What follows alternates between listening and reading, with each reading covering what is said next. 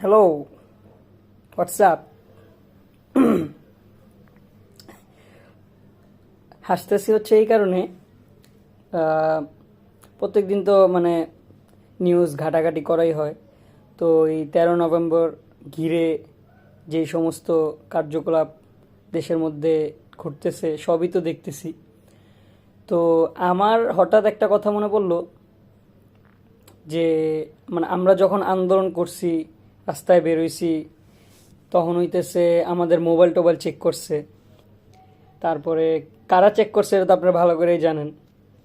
তারপরে মানে পাঞ্জাবি পায়জামা পইরা থাকলে বা চুল বড়, দাড়ি বড়, মানে চুল টুল মানে একটু বাবরি টাইপের থাকলে, পাঞ্জাবি পায়জামা পরা থাকলে মানে আমাদেরকে জায়গা জিজ্ঞাসা টিজ্ঞাসা করছে আমরা কি করি বা কই থেকে কই গেছিলাম, কই যাইতেছি, কই থাকি, কি করি না করি, মানে সব কিছু জিজ্ঞাসা করছে। মানে তখন অবস্থাটা এরকম হইছে, মনে করেন যে মানে এইরকম প্রশ্নের যাতে সম্মুখীন না হইতে হয় বা মোবাইল চেক কইরা মোবাইল মানে যাতে মানে তাদের হাতে না যায়, এই কারণে মোবাইল বাসায় রেখে গেছে। তারপরে আন্দোলনের ছবি, তারপরে ভিডিও, এগুলো যখন ক্যাপচার করছিলাম সাথে সাথে আবার ডিলিট করে দিস ভয়ে। মানে জানি না কোন সময় কি হয়ে যায় এই আতঙ্কে, মনে করেন যে। তো আলহামদুলিল্লাহ, আল্লাহর কাছে লাখ লাখ শুক্রিয়া, ওই দিন গেছে। তো এখন তাদেরকে ধরার জন্য কে কি পদক্ষেপ নিস দেখলাম যে আলহামদুলিল্লাহ সব জায়গায় মানে পুলিশ মোতায়েন করছে, তারপরে আর্মি, র্যাব, সব জায়গায় সব কিছু আছে। কিন্তু তাদের চিনার উপায় কি, তাদেরকে কিভাবে চিনবেন?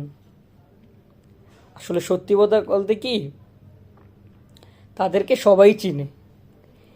এই মানে কি বলবো, আমি আসলে কি আমার জীবন মানে জীবনে আমি যাদেরকে দেখছি আওয়ামী লীগের মিছিল মিটিংয়ে যাইতে, আমি তাদেরকেই ঘুরে ফিরে দেখি যে মানে বিএনপির মিটিংয়ে বা ওই জামাতের মিটিংয়ে মানে মিছিলে, তারপরে এই জায়গায় ওই জায়গায়।